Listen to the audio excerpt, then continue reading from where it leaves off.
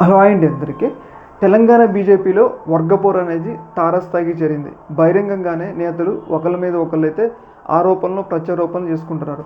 మనం గమనించుకున్నట్లయితే ఉమ్మడి కరీంనగర్ జిల్లాలో బండి సంజయ్ అలాగే ఈటల రాజేందర్ మధ్య వీళ్ళిద్దరి మధ్య ఘర్షణ ఏ స్థాయికి వెళ్ళిపోయింది అంటే సోషల్ మీడియాలో ఒకళ్ళ నుంచి ఒకళ్ళు తీవ్ర స్థాయిలో ఆరోపణలు ప్రత్యారోపణలు చేసుకునే స్థాయికి వెళ్ళిపోయిందనమాట. అయితే ఈ సందర్భంగా నిన్న ఈటల రాజేందర్ తన వర్గీయులతో ఆయన ఒక సమావేశం నిర్వహించారు.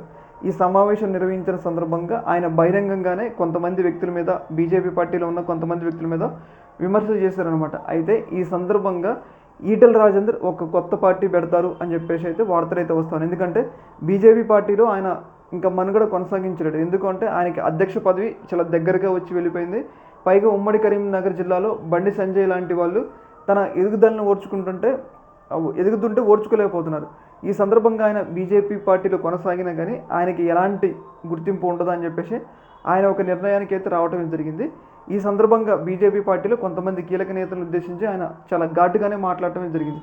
ఈ సందర్భంగా ఆయన మరికొన్ని రోజుల్లో ఒక పార్టీ పెడతారు. ఆ పార్టీ కూడా బహుజన జనతా సమితి అని చెప్పేసి పార్టీ పేరు కూడా రిజిస్టర్ అవుతుందంట. అయితే ఈ సందర్భంగా ఆయన పార్టీ నుంచి బయటకు వస్తారని చెప్పేసి మనకైతే అర్థమవుతుంది. అలాగే నిన్న ఆయన చేసిన వ్యాఖ్యలు ఏదైతే బండి సంజయ్ని అలాగే ఇంకొంతమంది కొన్ని ఘాటు వ్యాఖ్యలు చేశారు, ఆ వ్యాఖ్యల నిరసనగా ఆయనకి బీజేపీ పార్టీ ఆయనకి షోకాజ్ నోటీస్ ఇస్తుంది, వివరణ తీసుకుంటుంది అని చెప్పేసి అర్థమవుతూ ఉంది. అయితే ఈ సందర్భంగా ఆయన బీజేపీ పార్టీ నుంచి సస్పెండ్ అయ్యి కొత్త పార్టీ పెడతారు, తెలంగాణ అదే బహుజన జనసమితి అని చెప్పేసి కొత్త పార్టీ పెట్టడానికి అవకాశం ఉందని చెప్పేసి మనకైతే తెలుస్తూ ఉందన్నమాట.